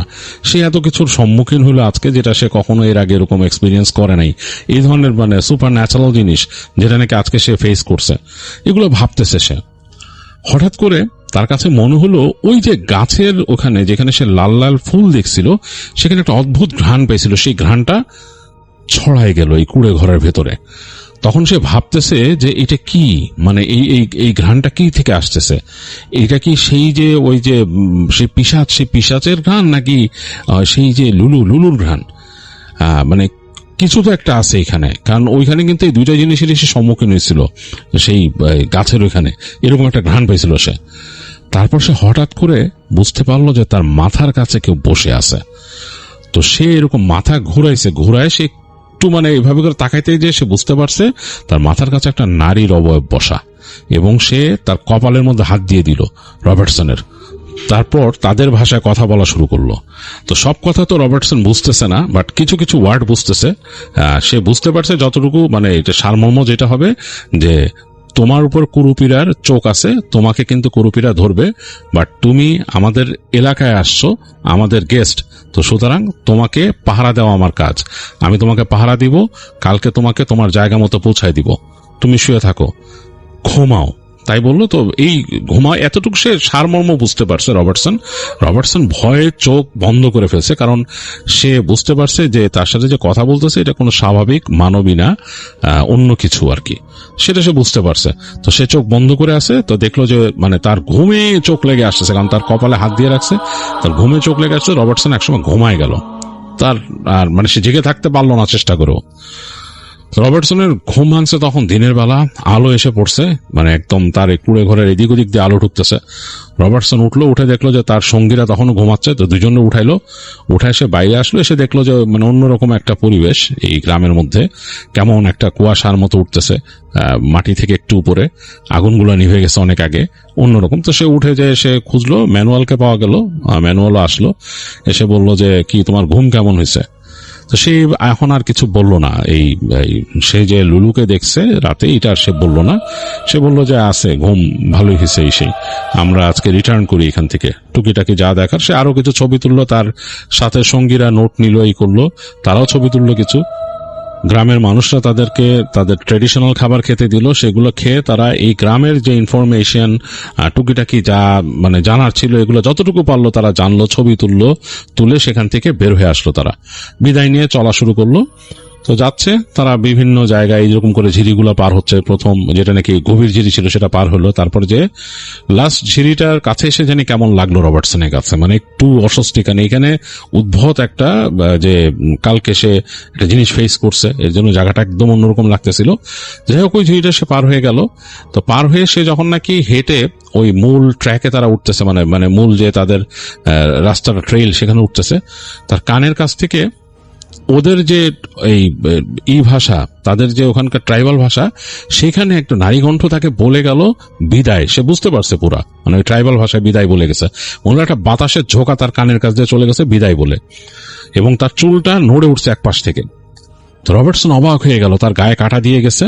তো তো সে মানে অবাক হলো, সে একটু ডানে বামে মাথা ঘুরালো, কাউকে কিছু বললো না, যখন হাঁটতে থাকলো, হাঁটতে হাঁটতে বেলা চড়তেছে। এক সময় ওই যে ম্যাপ ধরে ম্যানুয়াল যেভাবে আসছিল, এক সময় যে পৌঁছায় গেল নদীর পাড়ে, তো ওখানে যে দেখতেছে বোট নাই, তো খুব বিরক্ত, কারণ বোটম্যান কালকে চলে গেছে, স্বাভাবিক, এরকম ইনস্ট্রাকশন দেওয়া ছিল ম্যানুয়ালের। তো ওইখানে অপেক্ষা করতে করতে তারা যখন বিরক্ত হয়ে গেছে, মানে একদম অবাক হয়ে গেছে, এখন কি করবে, এখানে এই ক্যানালের মধ্যে কোনো আসতেছে না, মানে এইখানে কোনো নৌকাও আসতেছে না। এই সময় তারা ওই যে ইঞ্জিনের শব্দ পেল বোটের, তো খুব আশাবাদী হলো, দেখলো যে হ্যাঁ একটু পরে আসলেই ওই লোক বোট নিয়ে আসছে, ক্যানালে ওইখানে ঢুকে তাদেরকে পাইছে। পাওয়ার পর তারা ওঠার পরে তখন রবার্টসন জিজ্ঞেস করতেছে যে তুমি চলে গেছিলা, ভালো কাজ করছো, আবার তুমি কিভাবে বুঝলা যে আমরা এরকম আসবো? বলে আমাদের এরকম ইনস্ট্রাকশন দেওয়া থাকে, কোথাও গেলে পরদিন আবার সার্চ করতে আসি আমরা কি হয়েছে, আর যদি তারপরেও না পাই তখন আমরা এখানে সার্চ পার্টি বের করে নিয়ে আসি, আমাদের নিজস্ব সার্চ পার্টি, তারা এসে খুঁজে কোথায় কি হয়েছে, কি সমস্যা, এগুলো দেখে। তো যাই হোক, তোমরা তো এখানেই আসছো, অসুবিধা কি? তো বলে তাদেরকে নিয়ে বোটে বের হইলো, আবার ঘুরে তারা চলে আসলো তাদের যে ওখানে মূল যে তাদের যেই সাইট ছিল সেখানে চলে আসলো। ওখানে এসে তাদের জিনিসপত্র গোছায় একসময় তারা রওনা দিল আবার সেই বোটে করে, আর তারা ব্যাক করে চলে আসলো। তো চলে আসার পর রবার্টসন যখন ব্যাক করে চলে আসছে, তার দেশে চলে আসছে, সেখানে আসার পরে সে তার টোটাল রিসার্চ পেপার তার সাথে টিমমেটদের নিয়ে সে জড়ো করছে, করে তার খুব আগ্রহ হয়েছে যে এই জায়গাটা সম্বন্ধে আরেকটু স্টাডি করার, এরকম কে আছে। তো ওই সময় তো এরকম ইন্টারনেট নাই, তো সে এরকম অনেক কয়েকজন প্রফেসরকে সে লিখছে যে ওই জায়গার ওই জাতি সম্বন্ধে কিছু জানতে চায়, ইত্যাদি ইত্যাদি, কারো কাছে কিছু ইনফরমেশন আছে কিনা। তো সে পরবর্তীতে প্রায় 700 মাইল দূরে একটা ইউনিভার্সিটির একজনের কাছ থেকে সে এরকম লেটার পাইছে যে ওইখানে তার কাছে কিছু ইনফরমেশন আছে এবং ওই জিনিস সম্বন্ধে। তো সে চিন্তা করলো যে আমি আমার পেপার সাবমিট করার আগে আমি ওইটা একটু করব, মানে মেক শিওর করবো কি ব্যাপার। তো সে ওখান থেকে বাসে করে ট্রাভেল করে চলে যায় ওইখানে। তো গিয়ে সে ওই ক্যাম্পাসে ঢুকে সেই প্রফেসরকে খুঁজে বের করে যার কাছ থেকে লেটার আসছিল এবং তার সাথে দেখা করে নিজের পরিচয় দেয়। তো প্রফেসর তাকে দেখে বেশ খুশি হয়, কারণ সে একই ফিল্ডে গবেষণা করতেছে। তো প্রফেসরের সাথে বসে সে কফি খেতে খেতে গল্প করতেছে যে আমার খুব আগ্রহ, এরকম এরকম ব্যাপার। তো প্রফেসর হাসতে হাসতে বলে যে আমি অনেক বছর আগে গেছিলাম এই রিসার্চের জন্য, অনেক বছর। তো প্রফেসরের বয়স কিন্তু তখন প্রায় 65 and above। তো সে বলতেছে তখন আমার বয়স ছিল 30 এরকম হবে, মানে আজ থেকে প্রায় 30-35 বছর আগে। তো তখন তো আসলে সবকিছু একটু অন্যরকম ছিল, সুযোগ সুবিধা এত ছিল না, ফান্ডও পাওয়া যেত না রিসার্চের জন্য। তো তার মধ্যে আমি কষ্ট করে গেছিলাম, আমার মতো রিসার্চ করছি এবং আমার এই বইগুলো আছে, তুমি দেখতে পারো যা পাইছো। তোমার যে রিসার্চ পেপারটা আমাকে দিলা সেটা আমি জাস্ট চোখ বুলাই মানে ফার্স্ট কি পয়েন্টগুলো দেখলাম। মোটামুটি আমি যেসব জিনিস এর উপর মানে করছিলাম আর কি, কাজ করছিলাম, সেগুলো অনেকগুলোই তোমার কভার করা আছে, বাট এর থেকে বেশি তুমি কি আশা করতেছো আমার কাছে? তো তখন রবার্টসন বলল যে আসলে এর থেকে বেশি কিছু না, আমি কয়েকটা জিনিস আসলে এখানে এক্সপিরিয়েন্স করছি যেটা সুপার ন্যাচারাল, আমার কাছে সুপার ন্যাচারাল মনে হয়েছে। তো সে তার ঘটনাগুলা বলে, মূলত তার এই যে প্যারানর্মাল পার্টটা সে বলে যে এইটা আমি এক্সপেক্ট করি নাই। তো তখন উনি শুনেন, খুব গম্ভীর হয়ে শুনেন, যিনি প্রফেসর ছিলেন তিনি শুনে বলেন যে আসলে কি ওইখানে অনেক কিছু হয় স্বাভাবিক, হ্যাঁ, তো ওই জায়গার মানুষরা অনেক রকম প্র্যাকটিস করে এবং জানো যে ওই বন বা ওই এলাকাটা কিন্তু রহস্যময় একটা এলাকা, অনেক রহস্য এখানে আছে। তো এই রহস্য থাকাই ভালো, তুমি তো আর ওই জিনিসগুলো আর এখানে তোমার রিসার্চ পেপারে দিতে পারবা না। বলে না, তা অবশ্যই না। তো তখন প্রফেসর বলে যে তোমাকে আমি একটা স্কেচ দিব, হ্যাঁ, ওই স্কেচটা তুমি দেখবা, তুমি আমার সাথে চলো, যে স্কেচটা দেখে তুমি আমাকে কিছু বলবা। তো বলে তখন রবার্টসনকে নিয়ে তিনি ওখান থেকে উঠে গিয়ে একেবারে তিনি তার কামরায় নিয়ে যান, তার অফিস কামরায় নিয়ে যান, যে তিনি দেখা গেছে ওনার ওই ড্রয়ার খুলে ফাইল বের করে ফাইলের থেকে একটা জায়গাতে একটা স্কেচ বের করে তার হাতে দেয়, বললে দেখো।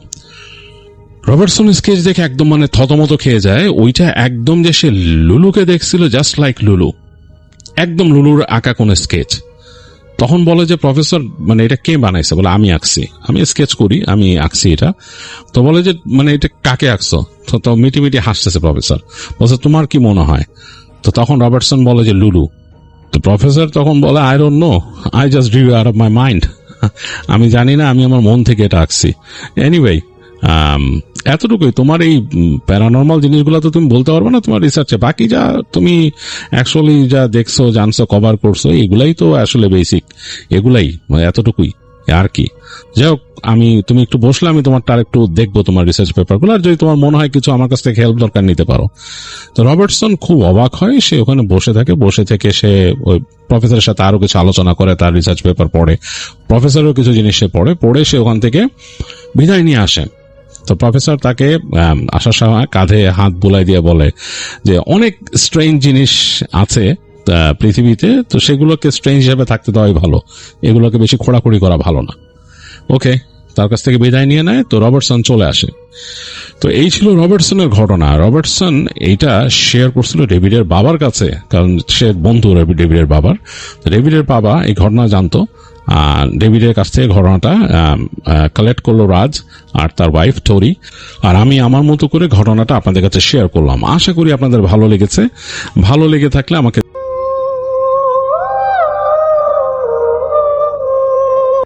শেষ বাসের যাত্রী। রাত তখন প্রায় 11:30।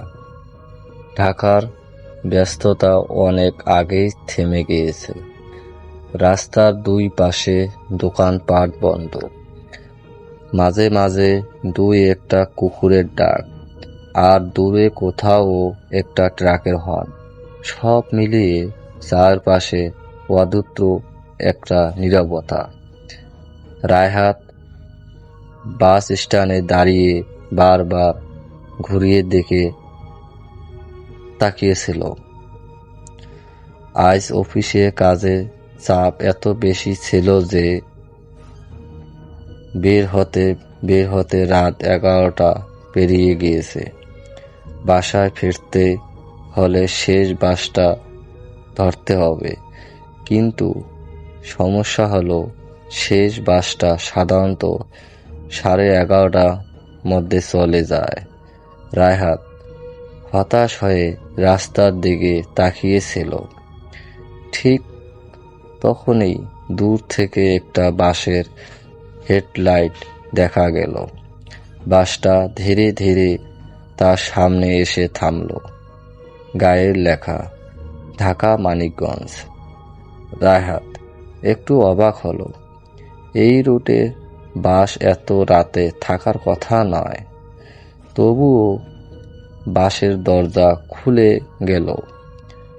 ভেতর থেকে কন্ডাক্টর মাথা বের করে বলল, যাবেন?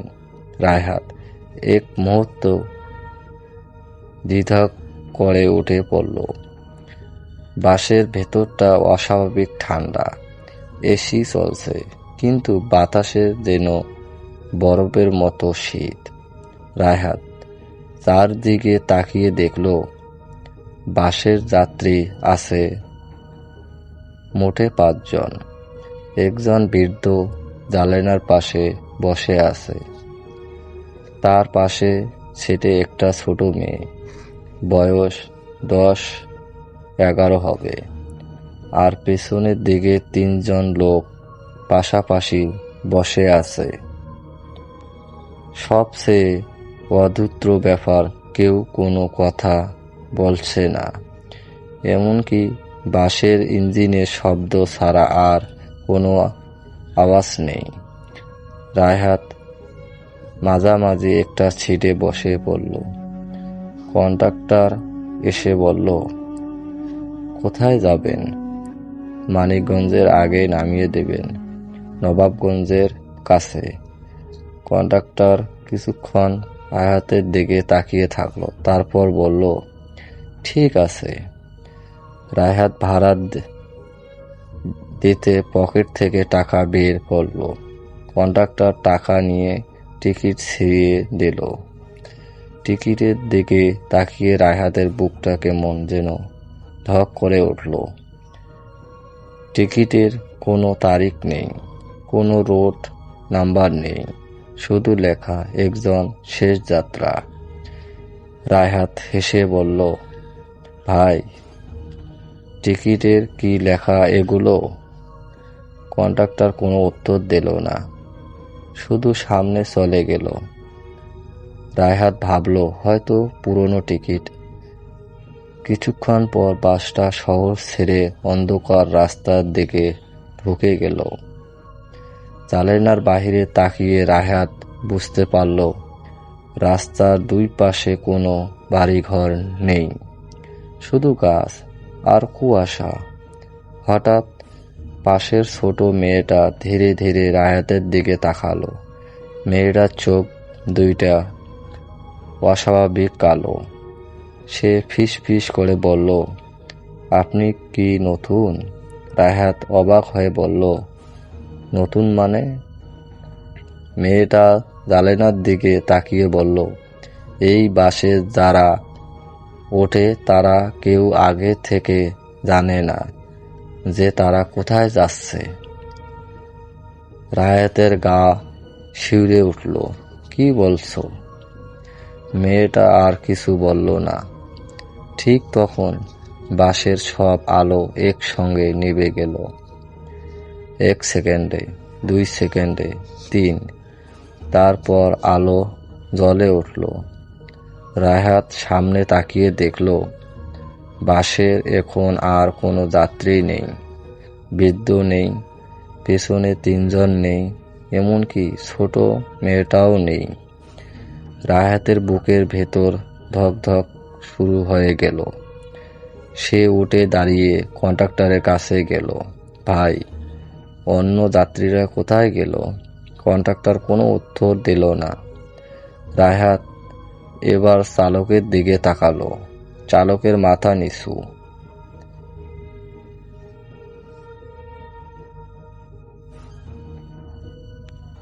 সিটক্রিনের দুইটা হাত শক্ত করে রাখা। রায়হাত বলল, বাস থামান, আমি এখনই নামব। চালক কোনো প্রতিক্রিয়া দেখালো না। রায়হাত সামনে এগিয়ে গিয়ে তার কাঁধে হাত রাখল। শুনছেন? চালক ধীরে ধীরে মাথা তুলল। রায়হাতের মুখ থেকে কোনো শব্দ বের হলো না। চালকের মুখটা ছিল সম্পূর্ণ সাদা, চোখের জায়গায় শুধু কালো গর্ত, আর ঠোঁটের কোণো দিয়ে কালো রক্ত গড়িয়ে পড়ছে। রায়হাত পিছিয়ে গেল। ঠিক তখন চালক ফিস ফিস করে বলল, আপনার নামার সময় এখনো হয়নি। রায়হাত দৌড়ে বাসের দরজার দিকে গেল, কিন্তু দরজা বন্ধ। সে বারবার ধাক্কা দিতে লাগলো, দরজা খুলুন, দরজা খুলুন। পেছন থেকে একটা শিশুর হাসি শব্দ ভেসে এলো, হি হি হি। রায়হাত ধীরে ধীরে পেছনে তাকালো। ছোট মেয়েটা দাঁড়িয়ে আছে বাসের শেষ সিটের পাশে, কিন্তু এবার তার মুখ দেখা যাচ্ছে। মুখে একপাশে পুড়ে কালো, চুলগুলো ভেজা, আর চোখ দুইটা আগে চেয়েও কালো। মেয়েটা বলল, আপনি ভুল বাসে উঠেছেন। রায়হাত কাঁপতে কাঁপতে বলল, তাহলে আমাকে নামিয়ে দিন। মেয়েটা মাথা নাড়ালো। পারবো না। কেন? মেয়েটা জানালার বাহিরে আঙ্গুল দেখালো, কারণ বাসটা ইতিমধ্যে চলে গিয়েছে। রায়হাত জানালার বাহিরে তাকালো, আর তখনই সে দেখল বাসটা রাস্তার ওপার চলছে না। বাসটা চলেছে একটা পুরনো সেতুর ওপর দিয়ে। নিচে কালো পানি। সেতুর পাশে একটা সাইনবোর্ড। আলোর কয়েক মুহূর্তের জন্য লেখা দেখা গেল, এই সেতু বাস দুর্ঘটনায় 15 বছর আগে 37 জন নিহত। রায়হাতের হাত পা ঠান্ডা হয়ে গেল। তার মনে পড়ল ছোটবেলায় সে একবার বাবার সঙ্গে এই রাস্তায় এসেছিল। তখন ও একটা বাস দুর্ঘটনার কথা শুনেছিল। একটা রাতের বাস নদীতে পড়েছিল, কেউ বাঁচেনি। রায়হাত ধীরে ধীরে নিজের টিকিটের দিকে তাকালো। এবার টিকিটের লেখা বদলে গিয়েছে, যাত্রীর সংখ্যা 37। হঠাৎ বাসের ভেতর একসঙ্গে অনেকগুলো কণ্ঠস্বর শোনা গেল, আমাদের সঙ্গে থাকবেন। রায়হাত চিৎকার করে উঠল, না। সব আলো আবার নিভে গেল। তারপর একটা প্রচণ্ড শব্দ, মনে হলো বাসটা যেন পানির উপর পড়ল। রায়হাত অনুভব করলো তার শরীরের পানির নিচে ডুবে যাচ্ছে। চারপাশে অন্ধকার, কেউ তার পা ধরে টানছে, কেউ কানে কানে বলছে, উঠুন উঠুন, আপনার বাস এসে গিয়েছে। রায়হাত শেষ শক্তি দিয়ে চোখ খুলল। সে দেখলো সে রাস্তার পাশে পড়ে আছে। চারপাশে কয়েকজন মানুষ দাঁড়িয়ে, একজন পানি খাওয়াচ্ছে, আর দূরে একটা অ্যাম্বুলেন্স আলো জ্বলছে। একজন লোক বলল, ভাই আপনি ভাগ্যবান, বাসটা আপনার পা দিয়ে যাওয়ার সময় হঠাৎ ব্রেক কষে থেমেছিল, তারপর আবার চলে গিয়েছে। রায়হাত উঠে বসতে বসতে বলল, হ্যাঁ বাস? লোকটা বলল, হ্যাঁ, তবে এখানে কোনো বাস স্ট্যান্ড নেই।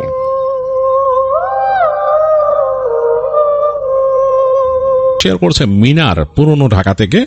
মিনার তাদের একটি দোকান ছিল 2000 সালের দিকে, সেই দোকানের একটি ঘটনা শেয়ার করছেন আমাদের কাছে, এবং তিনি আমাকে অনুরোধ করেছেন আমি যেন আমার মতো করে শেয়ার করি। আমি চলে যাচ্ছি মিনারের পাঠানো ঘটনায়। 2000 সালের দিকে মিনারদের একটা দোকান ছিল। এই দোকানটাতে শাড়ি কাপড় বিক্রি হতো। এটা কোন একটা জায়গায়, জায়গাটার লোকেশন মিনার বলবে না, সেখানে বিক্রি হতো। এবং পুরনো একটা বিল্ডিং, বেশ বড় বিল্ডিং, সেই বাড়ির নিচতলায় ছিল দোকানটা। আরো দুই একটা দোকান ছিল, মানে ওইখানে তাদের দোকানটা ছিল এক পাশে, তারপর একটা গলির মতো এখানে, এই পাশে আরো অনেক দোকান ছিল, যেমন জামা কাপড়, বিশেষ করে মহিলাদের বাটন, চেইন, তারপর জিপার, তারপরে বিভিন্ন ছোট ছোট যে ডলার, চুমকি, এইসব জিনিস বিক্রি হতো। আরো অনেক দোকান ছিল, লেস টেস, এগুলো তো কাপড় বানানোর জন্য মানুষ যেগুলো ইউজ করে আর কি। তো ওই জায়গাটা এরকম। তো ওখানে সন্ধ্যার পর আবার দেখা যেত 8টা-9টার পরে নীরব হয়ে যেত, এরকম একটা পরিবেশ ওখানে থাকতো, বেশ ডিফারেন্ট পরিবেশটা। তো সে বিশ্বাস করতো মিনাররা যে ওই বিল্ডিং এ কিছু ব্যাপার ছিল, এবং ওই বিল্ডিং, ওই তাদের যে বিল্ডিংটা, ওখানে আশেপাশে আরো কিছু দোকান ছিল, এবং ওখানে একটা ফ্যাক্টরির মতো ছিল। সোজা চলে গেলে রাস্তা চলে গেছে, ওই রাস্তাটা আবার বিজি। তো ওইখানে নাকি মাঝে মাঝে ওই রাস্তার কোনায় যাওয়ার আগে এখানে একটা বেশ বড় বেলি ফুলের গাছ ছিল ওই দেয়ালের ওই পার থেকে, সেখান থেকে সুন্দর ঘ্রাণ আসতো। তো মানুষজন বলতো যে ওখান থেকে কিছু যাওয়া আসা করে, ওই এলাকার মানুষজন বলতো যে এখানে কিছু যাওয়া আসা করে, এর জন্যই আসলে রাত গভীর হয়ে গেল ওইখানকার মানে বিশেষ করে মেয়েদেরকে হাঁটতে দিত না ওই জায়গায়, এরকম একটা ব্যাপার ছিল। যাই হোক, মিনারদের ওই দোকানে তাদের কর্মচারীর প্রয়োজন হয়। তার আব্বার আগে যে লোক ছিল, একটা ইয়াং ছেলে ছিল, সে চলে যায়। সে মোটামুটি বুঝতো, সবকিছু শিখে ফেলছিল। তো মিনারের আব্বা তার পরিচিত মানুষকে বলার পর তাদের ওইখানে তার আব্বার পরিচিত একজন একটা ছেলে কিনে দেয়, মোশতাক নামে। তাদের বাড়ি মানিকগঞ্জ। তো মোশতাক মোটামুটি ভালোই চটপটে ছিল, বুঝতে পারতো সবকিছু, এবং মিনারের আব্বা তাকে কাজ শেখানো শুরু করে, তার সাথেই থাকতো দোকানে, বেশ লম্বা সময় থাকতো। মিনার আব্বা টুকিটাকে বোঝাতো মানুষের সাথে কিভাবে দামাদামি করতে হবে, কথা বলতে হবে, কোথায় কাপড় থাকে, কি কি বিভিন্ন জিনিস আর কি, যেটা এইসব ব্যবসার আর কি, সেগুলো শেখাতো। এবং মিনারও মাঝে মাঝে দোকানে আসতো, ওই ছেলের সাথে কথাবার্তা বলতো। তো ওই ছেলে মোটামুটি মাসখানেক তাদের ওখানে কাজ করে ফেলছে, টুকিটাকি এরকম শিখছে। তো মিনারের আব্বা নাকি একটা জিনিস বলতো যে কাস্টমারের সাথে সবসময় ভালো ব্যবহার করতে হবে, কাস্টমার যাতে কোনোভাবেই ছোট ফিল না করে, এটা তাকে শিখাইতো সবসময়। কিন্তু মোশতাকের একটা গুণ একটু অন্যরকম ছিল, সে নাকি মাঝে মাঝেই মানুষের সাথে, কাস্টমারের সাথে রুড বিহেভিয়ার করতো। এটা আবার মিনার আব্বা পছন্দ করতো না। সে তাকে অনেকবার বলছে, তুমি এরকম করলে কিন্তু তোমাকে রাখতে পারবো না। এটা কিন্তু বুঝাইছে যে তোমার মেজাজ অনেক ঠান্ডা হইতে হবে। কাস্টমার তোমার কাছে আসছে সে একটা জিনিস কিনতে, সে চাইলে আমার দোকানে না এসে আরেক দোকান থেকে কিনতে পারে, তাকে আমার মেজাজ দেখানোর কিছু নাই। হ্যাঁ, আমার জিনিস সে যদি কিনে, এটা আমার জন্য ভালো, আমার এটা রিজিকে আসলো, তার যে অর্থটা সে ব্যয় করলো, আমার এখানে রিজিকে আসলো, আমার লাভ হলো। তো সুতরাং তোমার ইচ্ছা থাকবে যে সে যেন আবার আসে কিনতে, এবং এইভাবে করেই কিন্তু আমি ব্যবসা করি। এখানে কিন্তু অনেকে কিনে, বুঝতে পারছো, সবার সাথে কিন্তু সুন্দর ব্যবহার করতে হবে, এটা নাকি বুঝাইতো মিনার আব্বা। তো মুশতাকের নাকি এখানে একটু প্রবলেম ছিল, একটু অ্যাটিটিউড প্রবলেম। তো একদিনকার কথা, ওই দিন মিনারের বাবা দুপুরের পরে তিনি খেতে আসছেন, একটু লেট করে আসছেন। তো খাওয়া দাওয়ার পর উনি অসুস্থ ফিল করতেছেন, ওনার মনে হচ্ছে জ্বর আসতেছে, শরীর ম্যাজ করতেছে। তো উনি শুয়ে থাকলেন, শুয়ে থেকে মিনারকে ডাকালেন, ডাকায় বললেন যে দেখো, আমার তো জ্বর আসতেছে, শরীর ভালো না, তুমি এক কাজ করবা, বিকাল যাক অসুবিধা নাই, সন্ধ্যার পরে তুমি দোকানে যাবা, যে মোশতাকের সাথে থাকবা, থেকে রাতে যখন ক্লোজিং হবে, ক্লোজিং হওয়ার পরে এই সবকিছু ঠিকঠাক করে দিয়ে তুমি বাসায় চলে আসবা, আর ক্যাশও তুমি নিয়ে আসবা বাসায়। হ্যাঁ, এটা তুমি করো, আর কোনো করো না, কোনো সমস্যা দেন না হয়, ঠিক আছে? তো এগুলো বুঝায় দেয়।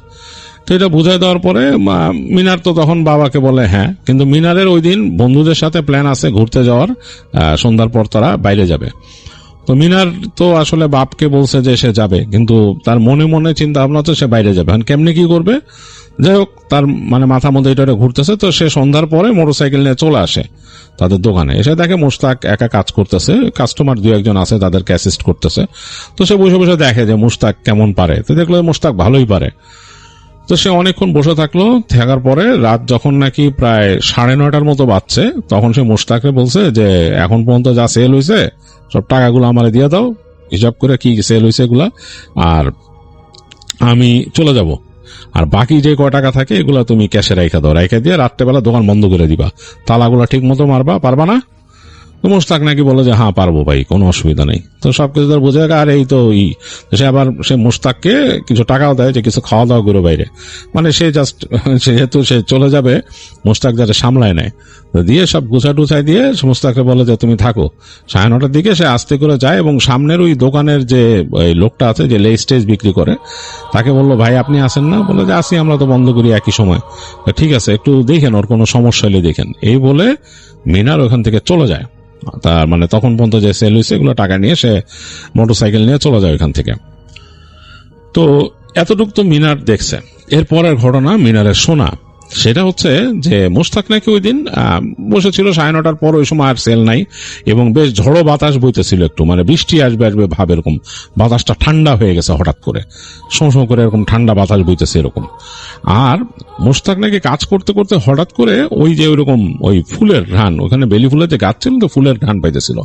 তার কাছে বেশ ভালো লাগছে, মানে খুব অন্যরকম, বাতাসটা ঠান্ডা হয়ে গেছে, বেলি ফুলের ঘ্রাণ আসতেছে, বেশ মজা লাগতেছে। কাস্টমার নাই আবার। তো সে বসে আছে, তাকে দোকান বন্ধ করতে বলছে 11টার দিকে বন্ধ করে আর কি দোকান তারা। তো এই সময় হঠাৎ করে একটা মহিলা আসছে, একটা কাস্টমার, তাদের কাছ থেকে কাপড় কিনতে। তো মহিলা পরা আর কি, বোরখা পরা, শুধু চোখটা দেখা যাচ্ছে আর কিছু দেখা যাচ্ছে না। তো মহিলা দেখাইতে বলছে কাপড়। তো মহিলা নাকি বেশ স্পেসিফিক ছিল, সে যেই রঙের মানে শাড়ি নিবে সেই শাড়িটা সে খুঁজে বের করছে একদম ডিরেক্টলি, নাকি সে জানে এরকমই বের করে নাকি বলছে যে এটার দাম কত কি। তো এমন ভাব যে মহিলা দামটাও জানে। মুশতাক নাকি মহিলার আগ্রহ দেখে এবং সে মনে করছে যে মহিলা মনে হয় একটু আনাড়ি, দাম টাম জানে না, মুশতাক একটু বাড়তি দাম বলছে এটার। তো মহিলাটা তাকে বলছে না এটার দাম এত, মানে স্পেসিফিকলি দামটা বলে দিছে। আবার মুশতাককে নাকি সে বলছে যে আপনি বেশি দাম চাচ্ছেন কেন, আপনি তো নতুন আসছেন, আপনি জানেন না, আপনি খামাখাই দাম বেশি চাইতেছেন আমার কাছে, হ্যাঁ মানে ইচ্ছা করে দাম বেশি চাচ্ছেন। তো মুশতাক নাকি এটাতে অফেন্ডেড হয়েছে, ওই নাকি সে বলছে যে না এত দিয়ে কিনলে কিনবেন, নাইলে বেচুম না, বলে নাকি শাড়িটা শার্ট করে সামনের থেকে নিয়ে সরায় রাখছে। তো মহিলা নাকি তার দিকে বেশ খানিকক্ষণ তাকায় ছিল স্থির দৃষ্টিতে, মহিলার চেহারার অভিব্যক্তি বোঝা যাচ্ছে না যেহেতু চোখটা খোলা, বেশ খানিকক্ষণ নাকি তাকায় ছিল, তাকায় থেকে নাকি আর কোনো কথা না বলে উঠে চলে গেছে। তো মুশতাক কোনো কথা বলে নাই, সে যত সব এগুলো বলে জিনিসপত্র উঠায় রাখছে এবং রাখতে রাখতে তার মনে হইতেছিল যে তার মালিক তো আজকে থাকলে তারে দিত ভালো মতন, হ্যাঁ, কারণ সে তো জানে যে তার মালিক কেমন রাগ করে। তো সে দেখলো মহিলা চলে গেছে, তো সে তখন চিন্তা করছে যাক মহিলারা আমি বলি যে নিয়ে যান, আপার নিয়ে যান, হ্যাঁ। তো এই চিন্তা করে মানে তখনই তার মাথায় চিন্তাটা আসছে।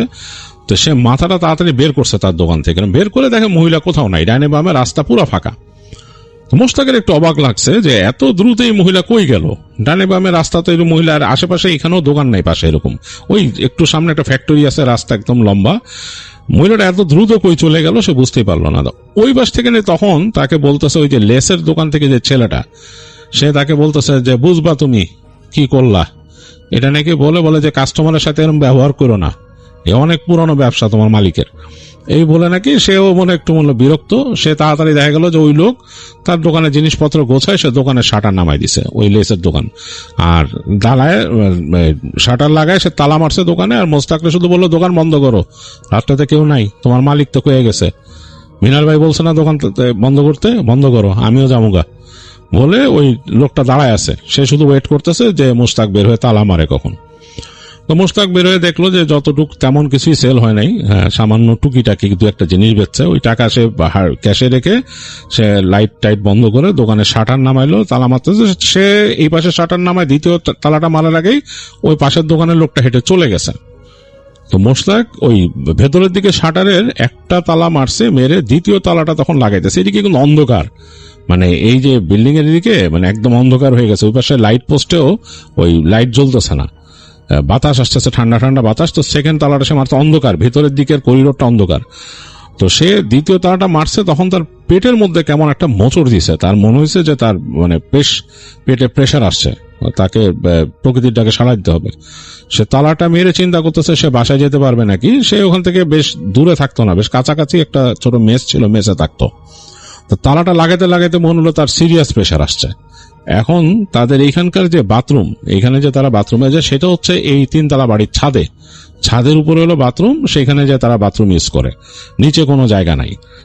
তো সে তাড়াতাড়ি কোনো মতে তালাটা লাগায় দৌড় দিল, মানে পাশে ওখানে সিঁড়িতে দৌড় দিল উপরে। তো সিঁড়ি দিয়ে উঠতেছে, সিঁড়ি তো কেমন অন্ধকার, পুরানো সিঁড়ি, পুরানো বিল্ডিং।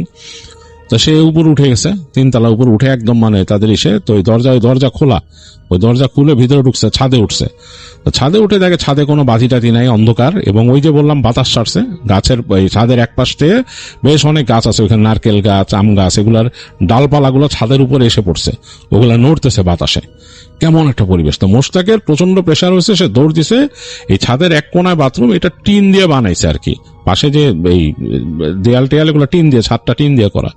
সে দ্রুত চলে গেছে ওই বাথরুমে, যে ঢুকে সে বাতির সুইচ দিছে, দেখে বাতি জ্বলে না, মানে বাতি নাই বাথরুমের ভেতরে, কেটে গেছে বা কিছু।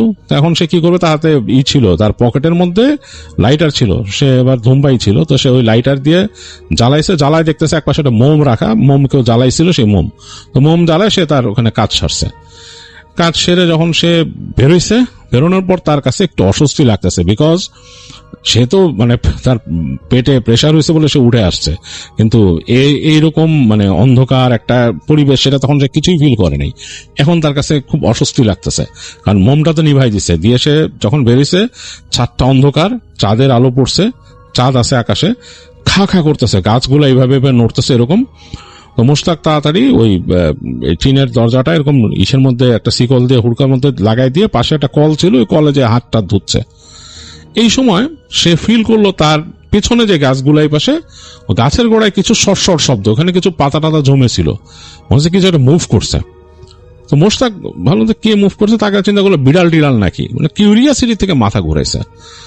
মাথা ঘুরায় তার মানে আসলেই মাথা ঘুরায় গেছে, কারণ সে দেখলো ওই গাছের নিচে লম্বা একটা অবয়ব দাঁড়ানো, লম্বাটা বেশ লম্বা, মানে 8 থেকে 10 ফিট লম্বা একটা অবয়ব, কালচে এরকম, মনে হচ্ছে অন্ধকারের মধ্যে ডার্ক একটা অবয়ব দাঁড়ানো, মানুষের মতো বোঝা যাচ্ছে, মানুষের মতো এরকম, তার কিচ্ছু বোঝা যাচ্ছে না।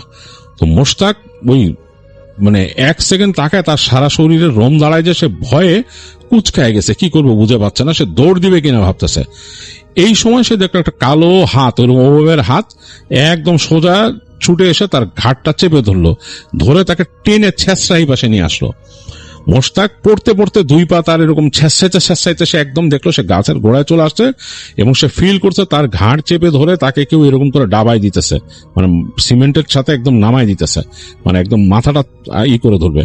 তো মোশতাক মানে ছটফট করতেছে, আর সে বলতেছে ছাড়েন, কে এরকম করতেছে, মানে সে বুঝতে পারতেছে না, কিন্তু সে বুঝতে পারছে এটা ভালো কিছু না, খারাপ জিনিস, মানে কোনো অতিপ্রাকৃত জিনিস। তো সে মনে মনে দোয়া পড়তেছে। তো তাকে যখন চেপে ধরছে ফ্লোরের সাথে, ওখানে মানে শ্যাওলার মতো মাটি, মানে সিমেন্ট, সেটার সাথে তার মুখ চেপে ধরছে। তো সে শুনতেছে, তার কানের কাছে বলতেছে কেউ একটা নারী কণ্ঠের মতো, মানুষের সাথে ব্যবহার করস, বুঝোস না কে কি বুঝোস না বলে চেপে ধরতেছে। তো সে নাকি তখন ভয়ের চোটে ওখানেই করছে, তো তওবা পড়া শুরু করছে, যে মোশতাক তওবা পারতো, সে তওবা পড়া শুরু করছে। যখন তওবা পড়া শুরু করছে, তখন নাকি ফট করে তাকে ছেড়ে দিছে ওখান থেকে, মানে হাতটা ছেড়ে দিছে। ছেড়ে দেওয়ার পর মোশতাকের মনে হলো যে বিশাল একটা ওজন তার মাথার উপর থেকে নেমে গেছে, মাথাটা চেপে ধরছিল ফ্লোরে প্রচন্ড প্রেসারে, মুখে মানে তার গালে মাথায় ব্যথা। সে তাকায় শুধু দেখলো তার থেকে প্রায় 5-6 ফিট দূরে অন্ধকার কোন ওই জিনিসটা দাঁড়ায় আছে, এরকম মানে নড়ে নাই, তখন দাঁড়ায় আছে। তো মোশতাক সাথে সাথে ওখান থেকে ওই তওবা পড়তে পড়তে দৌড় দিছে, ওখান থেকে দৌড় দিয়ে ওই সিঁড়ি দিয়ে হাঁচড়ায় পাছড়া নামতে যে পড়েও গেছে, মানে লাস্টের যে ইটা ছিল ওটাতে সে পড়েও গেছে।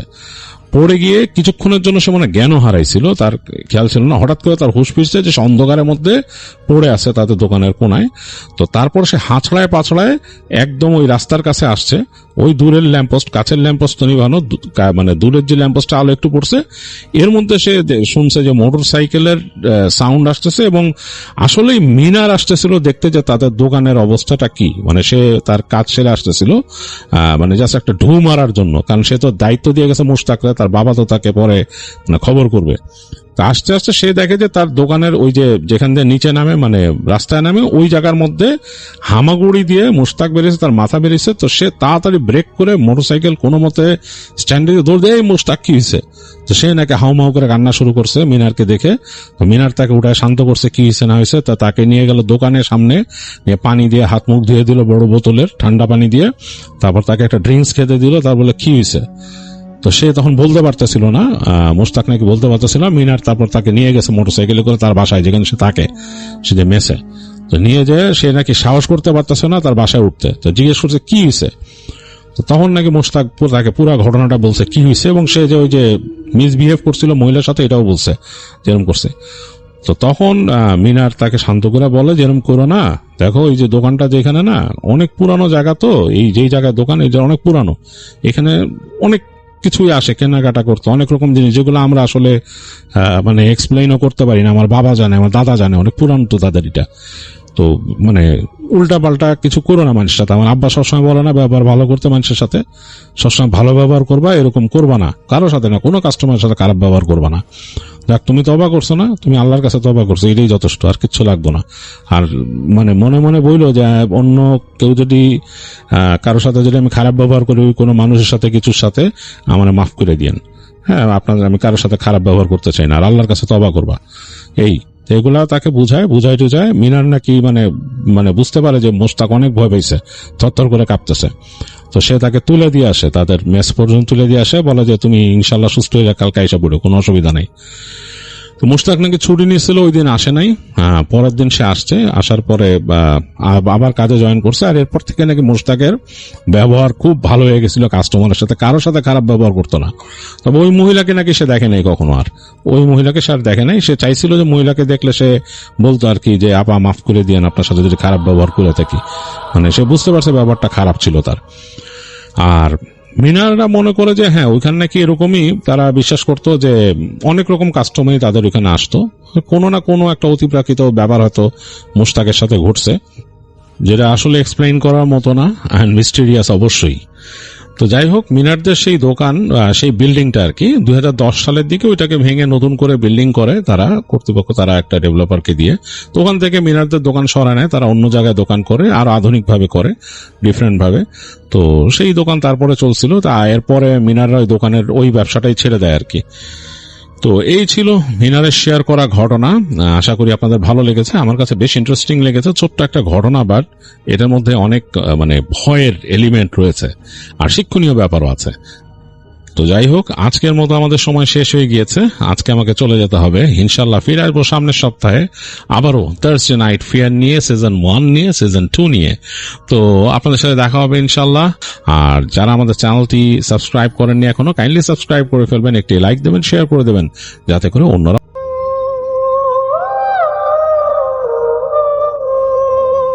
প্রিয় নেসেলার ভাই ও বোনেরা, আপনারা সবাই ভালো আছেন? আপনাদের দোয়াতে আমিও ভালো আছি।